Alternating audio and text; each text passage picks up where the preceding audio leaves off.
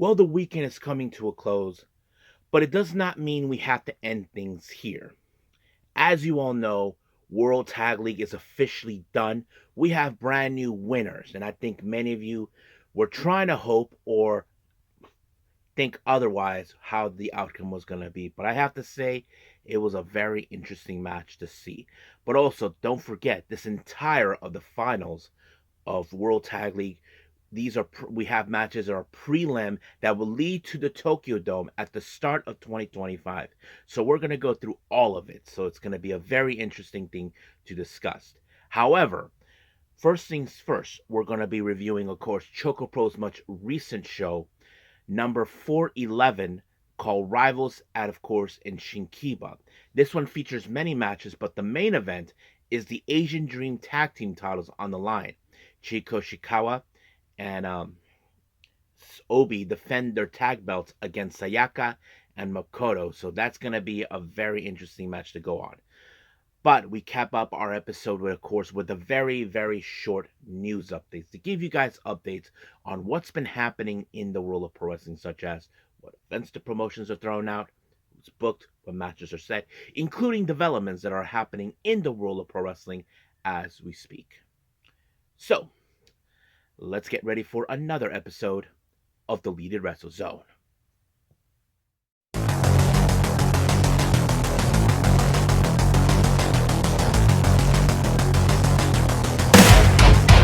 Are you ready?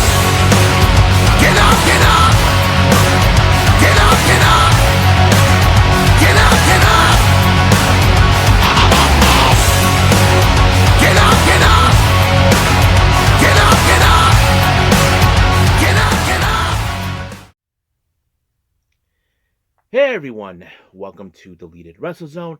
All things that is pro wrestling with AEW, NXT, New Japan Pro Wrestling, TNA, the National Wrestling Alliance, various promotions, wrestlers, matches, and championships.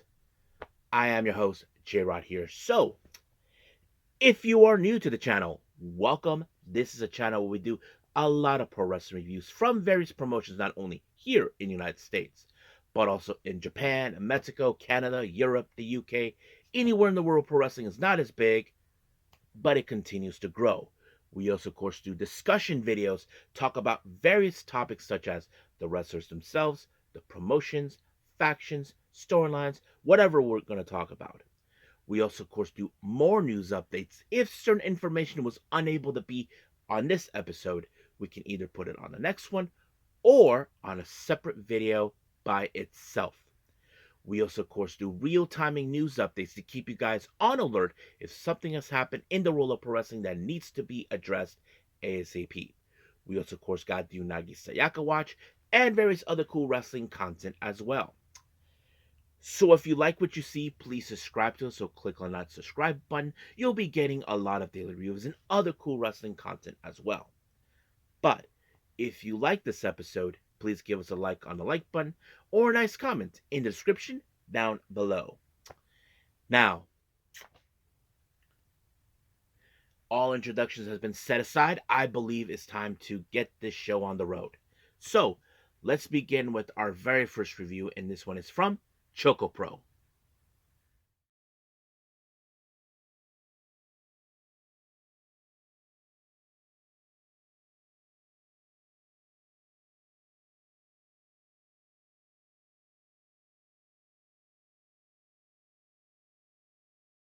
Okay, ChocoPro, number 411, called Rivals in Shinkiba First Ring. This is one of the venues they're in. Now, this particular event took place on, I believe, on November 30th, but it wasn't uploaded on their YouTube channel until this past Friday. So basically, a lot of things it said. Now, it opened up as usual when it comes to, of course, ChocoPro doing things either in Shinkiba or in Shinjuku Face or possibly Korakuen Hall. Mei Suruga does her thing where she performs in front of everybody, does her song and all that, being accompanied by both Chi and Miya. But that's not important. Now, our first match, we have a bit of a 6-person tag match. We have Nonaka Seto, Irikane, Hiroyi Yawada. They take on Shonchiru, Tokiko Kara, and Antonio Honda. Now, of course, you may notice that, of course, the three ladies, Seto, Kane, and Yamada, are in fact the least experienced wrestlers. Well, in the French is Nonoka Seto about a year, uh, Irikane possibly maybe 6 months or more. Hiroya maybe a little lesser than that. But it kind of plays out in that direction. I mean, Chon, he is a veteran. Tokiko, one of the fourth generation girls we know of, and of course Antonio Honda. So how this thing was play out? Well, there was a double submission that was applied on Hiroya by both Honda and Tokiko that allowed them to pick up the win easily. Now our next match, we have Kaho Hirohi. She teams up with Tokyo Gan, Ganesha to take on Hagane Shino and Kyoto Yonoyama. Now, of course, everybody knows Kyoto Yonoyama. She is one of the most veteran wrestlers and, of course, high speedsters. But for Kaho, she has to be more creative when it comes to her. And, of course, this match ended up with Kyoto Yonoyama applying like a sunset roll on back and forth between Kaho and herself. And just like that, she picked up the win when there was counters between both sides. But of course, Kaho couldn't believe it. But we know she'll pick up the first win when that day comes. Our next match, we have Soy from Evolution taking on our current Super Asian champion, Mei Shiruga. Now, this is a non-title match. Now, of course, if Soy is able to defeat Mei Shiruga, you would think, okay, she'll get an opportunity of the Super Asia Championship. But that wasn't the case. We know that Soy, in retrospect, that does have a bit of less of experience than Mei Shiruga, because we know Mei has been trained by Emi Sakura. She has been, of course, she's a bit of a veteran in some ways, but of course, with her, she was able to pick up the win when she applied a submission move, and just like that, it was over. Now, our next match, we have tag team action. We have CDK, Masahiro Takanashi, and Chris Brooks taking on a couple of guys called Speed of Sounds, consisting of guys named Banana, um, Senga, and Sutomu Osugi. Now, I don't know who these guys are. I'm going to presume these are wrestlers from the independent scenes in Japan. So that most likely, because these are promotions or wrestlers you don't see that often. They're not, of course, you can see on YouTube, maybe in person. But I don't know much. But I can tell you that this match ended in a time limit draw. Now, it did not officially say how long it, of course, lasted. But if I have to take a guess, the time limit draw might have been maybe 20 minutes. That's my assumption right there. So I'll leave it things as that for that. Now, our next match, this was a very interesting one. We have Miya Yatsuba taking on Saki from Colors. So this was a very interesting matchup. This was kind of like something that was brought up. Now, Mia, of course, she has stepped up her game many times over to take on the toughest competitors that have been displayed in her. And Saki is no exception. I mean, we all seen her. She is, of course, the de facto leader of Colors. So that kind of plays it out too well. But of course, Mia, who trained, who's already celebrated 2 years of being a pro wrestler, Saki has more experience than her. But of course, like any other match, Saki was able to apply the Kawaii Buster on her, and just like that, it was over. Now, our next match, we have the Asian Dream Tag Team titles as our main event. We have the challengers Sayaka and Makoto taking on Sayaka Obihira, or as we call it, Obi, and Too Much Energy Chi Koshikawa. Now, of course, those who know this, Sayaka and Chi, they are part of the same fourth generation girls. But of course, she has picked up some great cohesion with Sayaka, with Obi many times. But Sayaka, as you know, she hasn't won a championship just yet. We know she could pull it off. She has challenged for the Super Asia title before, but nothing came of it. But however, this would put her an opportunity. But unfortunately, that did not go well in her favor because she applied the stretch muffler on her, and just like that, it was over. A very disappointing loss for Sayaka, but for Chi, it was a good victory for her and her tag partner. So we will see what happened after that. Now, however, as soon as the entire matches are up, they did the little song and dance as they always do in both either in the ring or in Ichigai Square.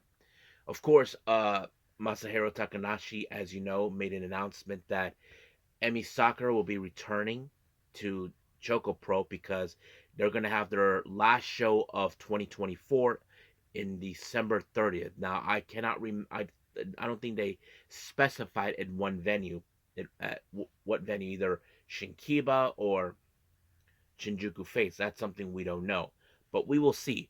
But however, Mei Shruga, as you know, even made a very interesting proposition. She was looking for a challenger for that particular day, and she picked none other than Saki.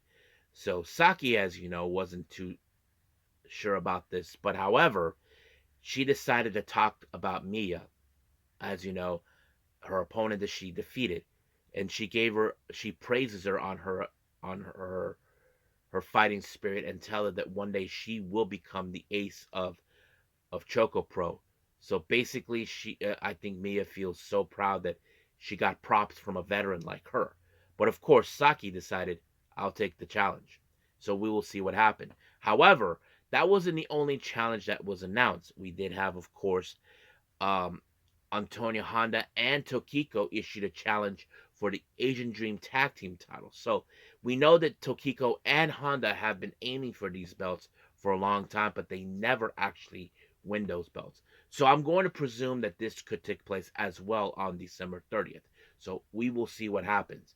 It's not been official yet, but I'm sure they can make those matches happen. So I'm sure there's going to be more matches announced as we go straight to the end of 2024. But for now, we'll end things here right now with ChocoPro and move on with our last review, and that is, of course, New Japan Pro Wrestling.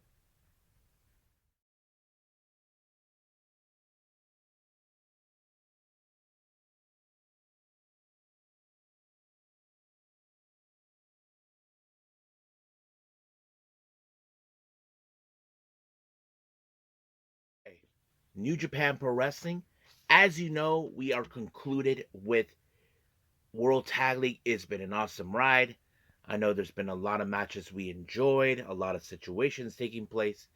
So we'll get through all of it. So let's begin with our first match. We have the Young Lion Daiki Naigi taking on Tiger Mask. Now, of course, you will all think by just listening to this match or watching this match, you would think that Naigi would in fact lose this match. Well, he did because Tiger Mask applied the Tiger suplex, and just like that, it was over. Now, our other young lions, what's his name? Katsuya Murashima and Shoma Kota take center stage. They take on, of course, our former IWGP Tag Champions and New Japan Strong Openweight Tag Team Champions, Shane Haste and Mikey Nichols of TMDK. Now, of course, many of you would think, okay, just like what we saw with when Nike, he probably would they would eventually lost. That's exactly what really happened. I mean, TMDK do have the experience. They did it was Shane Hayes who picked up the win when he applied like a somewhat version of the Shining Wizard, calling it the Shining Wizard, a little, you know, spoof in some capacity, but it did the job done anyway for Shane Hayes. But also at the same time, hopefully the young lions learned something or two. Now, our next match, we have the Natural Classics. Stevie and Tome Philippe, they take on, of course, Bishiman, Hiroshi Go, Yoshi, Yoshihashi, and Hiroki Goto. Now, of course, you probably would think that Bishiman were going to be the winners because they are the most well recognized tag team in all of New Japan. Working their way up to the top, and that's exactly how we think of it. Of course, with the Natural Classic, they have displayed a lot of good things, but they haven't picked up exactly what we were looking for from day one. But I'm sure they'll get there. But it was, in fact, Stevie who ended up on the wrong side of Shoto, and just like that, Yoshihashi pinned him. 1, 2, 3. Adios. Now, our next match, we have a bit of a six-man tag match. We have just four guys. Taka Michinoku, Taichi, and Doiki, they take on United Empire's Jacob Austin Young, Jeff Cobb, and Great Okan. So a lot of things will take place eventually about this, as you know. Of course, Hinare, as you know, is out of action due to an injury. The obtained close to the during the World Tag League, but that's not the case how it ends.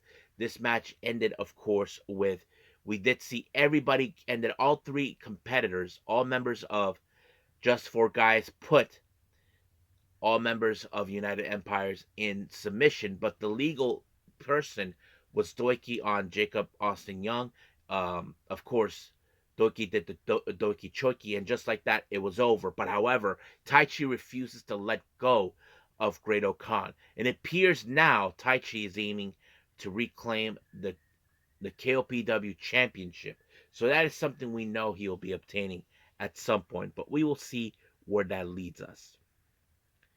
Now, our next match, we have Geto, uh, Chase Owens, and Kenta taking on LIJ's Bushi, Yota Tsuji, and of course, Shingo Tagagi. Nothing too significant, of course, of this match, but however, this match ended completely with, of course, Tsuji applying a stomp on the face of Geto, and just like that, it was over. So, goodbye, Geto. Now, our next match. Well, this one is a very interesting one. I think many of you are going to like.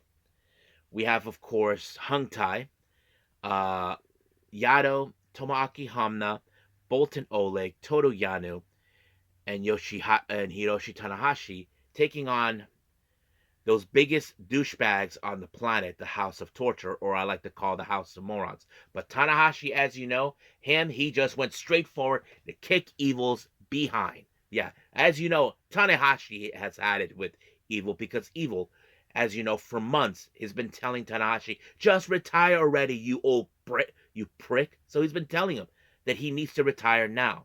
Now, of course, with House of Torture, they will do tactics. But however, the one thing that Evil should have known, every man in every moment, even if you're not a wrestler, you know there's a moment where deep down in our very soul we just snap. We go into a deep state where we just want to hurt somebody. That's exactly what Tanahashi did. He just whacked Evil with the damn chair like it was no tomorrow. And of course, Walter and Chris, they were happy because we had it with Evil. We had it with his shenanigans, with his with his smug face. But I don't think Evil expected it. Even the young lions were trying to stop him, but everybody else were telling young lions, get the hell out. They're trying to tell him, let the president take care of business. That's how he's supposed to do. So of course, Tanahashi decided to give Evil more punishment. But however, Tanahashi was not done. He told him, you want me to retire early, pal?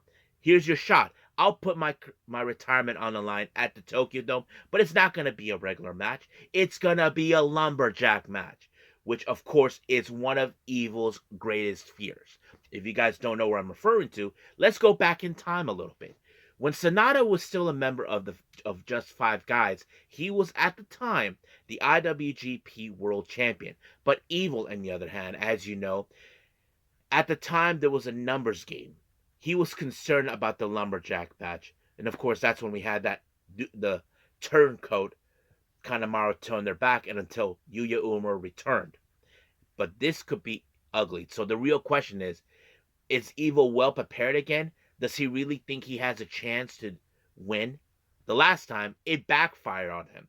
So we'll see what happens. Now, our next match, we have Funky Sauce, Ryusuke Taguchi, Alex Zane. They team up with Shota Umino to take on TMDK's Kosei Fujita, Rohei Oiwa, and our current IWGP World Heavyweight Champion, Zack Sabre Jr. Now, of course, don't forget, at the Tokyo Dome, at Wrestle Kingdom, Shota Umino will face, of course, Zack Sabre Jr. So you can think that this match is to build up momentum until we get there. So the real question you ask yourselves, will we get there? That's a good question. I mean, there's a lot of good moments that we saw in this match.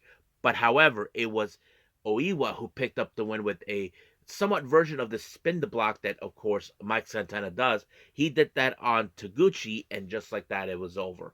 But you know Shota Umino, he is coming for the IWGP World Heavyweight title. But we will see what happens when we get at Wrestle Kingdom. Now, our main event is, of course, the finals of World Tag League. We have Bullet Club War Dogs, Sonata and Gabe Kidd versus LIJ's Hiromu Takahashi and Tetsuya Naito. Now, Gabe Kidd, as you know, he always thinks his opinion matters. Like he's saying, my opinion matters, and that is final. He has been telling people, Hiromu, you piece of garbage. Stay as a junior. You have no business being here. That's what he's doing. But we know Hiromu has defeated heavyweight competitors before. But this was no different whatsoever. But I think Jeff Cobb made an excellent point. How much pain can Hiromu endure? Well, of course, when it comes to the War Dogs, they like to beat their opponents outside the ring. That's always been their trademark. But even though Hiromu, he stood like a champ, he took every beating as known possible. Now, of course, many of you may thought Tetsuya Naito was going to pick up the win. Nope, it was Hiromu who picked up the win when he pinned his former teammate Sonata, which, of course, was the biggest upset ever.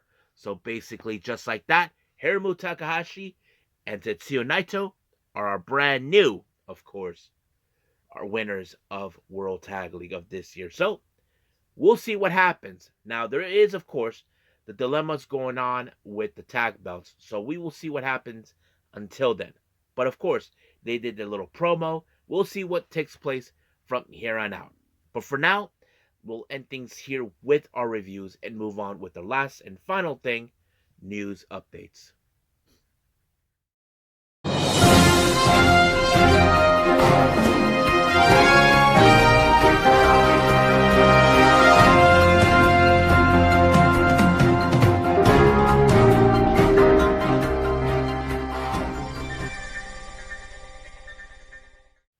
All right, welcome to our news update. So this is going to be a very short one. Now let's begin with upcoming events from the promotions, and we only have GCW for two things. The first one, as you know, this coming um, weekend, I believe, on the 13th of December in Phoenix, Arizona for Scene of a Crime, we have Effie taking on Juicy Finale. So that's going to be a much brutal match. And then finally, we have the LA show on the 14th of December. Highest in the room 3, we have Alley Catch versus Viperous.